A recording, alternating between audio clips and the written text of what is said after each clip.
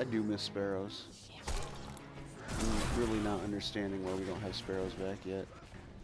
Like level 12, give me— what the?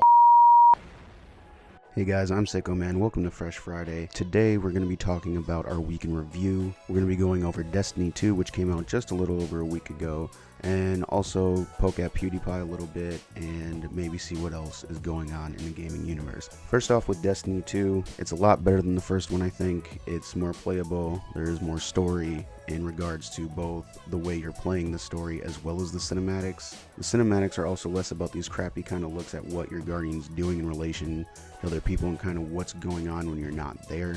So you do get kind of a look at the Cabal ship and what Dominus Rex Gaul is doing. You also get a look at just how everything is playing out in general.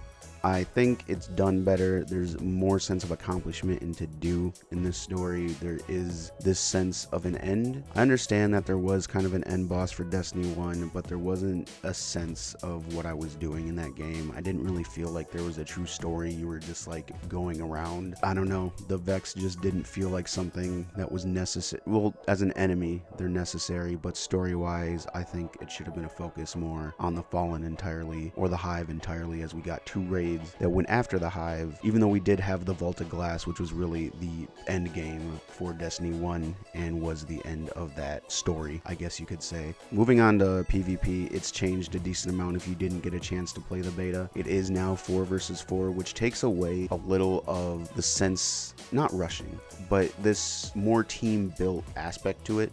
But I guess that was mostly because you could split up into 3s and 3s, which I think was a lot better just because fire teams were 3 people, 6 made sense, 3v3 for Trials of Osiris made sense, but now both competitive and regular PvP Crucible are 4 versus 4, which is kind of a really odd number, especially if you are in a fire team. The downside, of course, is you can't make, well, actually no, you could do a fire team of 4 because you have raid teams, so it might let you go in with 4 people on a squad. I haven't really tested that out yet. Overall, I think PvP is still good. I actually like it a bit more, to be honest. It's weird, but it has more of a CSGO kind of feel in regards to staying with your group to stay alive, trying to rely on each other and not having this ability to just constantly run, especially considering shotguns are now heavy weapons, as well as the fact, at least for Titans, you can't just R1 shoulder rush someone and insta-kill them. So that's definitely changed the game a little bit. You do have to put more effort into killing people. I will say right now that Cold Heart is easily the most overpowered weapon in PvP, and probably will continue to be so for quite some time. It's really just so strong and it has drop off, but it's got way too much range. Grenade launchers are terrible. I don't recommend using them. They can be kind of fun if you can get people grouped up and you have like the trigger detonation ones, but overall rocket launchers are still going to be the better class. From what I've heard, for the people that have rolled the exotic grenade launcher in both PvP and PvE, it is not worth using. So if you get it, you don't like it, I don't recommend keeping it. Just dismantle that shit and get the legendary shards. Overall, Destiny 2, it's a better game. It's still some of the same, but like with any sequel, it's some of the same. Destiny, Destiny 2, Call of Duty, every Call of Duty, well, pretty much every Call of Duty, if you separate them into what has boosters and what doesn't have boosters. And then, like, I don't know, I always think about the IGN review of Pokemon. It's more of the same. Of course it's more of the same. It's a sequel to a Pokemon game, and I feel like that's how Destiny is going to be. It's probably going to follow in the tracks of Call of Duty and Pokemon, in where you're going to just have more of kind of the sense of the same, but it's still going to be a pretty good game, and I think you'll still enjoy it. Moving on to PewDiePie, I don't want to get too much into this. I know people have already made videos about it, and people have already used the clip of it, and this and that and this and that. I recommend, for the videos that I saw, you should definitely go check out Inferno Omni's video. He makes a very good point about it. He has a very good point about everything in relation to it. Whether or not you agree is entirely up to you. I think you should agree, because Omni honestly just lays it out, quite frankly. In regards to PewDiePie's apology, whether you accept it is entirely up to you.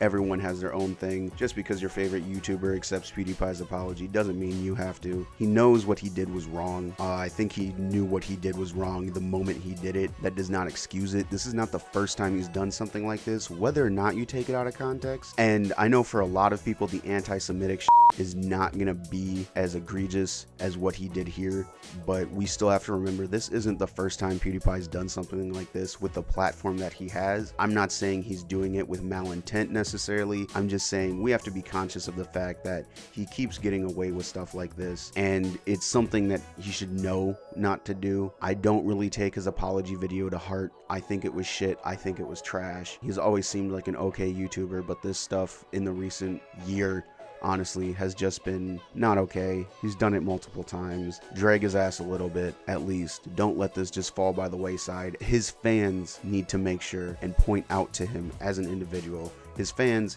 and his friends need to kind of, what's the word I'm looking for? Not punish, but I guess reprimand in some kind of way. People need to let it be known that what he said is not just a word and what he did is not just a word. Sorry about going off on that for a lot longer than I planned to. I wanted that to just be a 15-second condemnation of what he did, which is the word I was looking for, condemnation. His friends need to condemn that. Like I said, there's other YouTubers that made much better videos about this. Go check out Omni, go check out Sky Williams. They probably handled it a lot better. And overall, whether or not you think his apology was okay is up to you. Like I said, just because your favorite YouTuber accepts his apology doesn't mean you have to. Anyways, that's Fresh Friday. Keep it short, keep it sweet, otherwise it'll go rotten. Remember to follow me on Twitter at sicko_man. Subscribe to the channel if you like the video. I've also got Let's Plays that I do. I did quit For Honor, by the way. I don't know if people could tell based on my 3-month hiatus. I was actually in New York for part of that, but now with Destiny out, the changes coming to Overwatch, I do plan to be making videos more. I'm also streaming almost constantly. I try to stream whenever I play games. Once again, keep it fresh, keep it short, keep it sweet. I'm Sicko Man. Thanks for watching. Sicko out.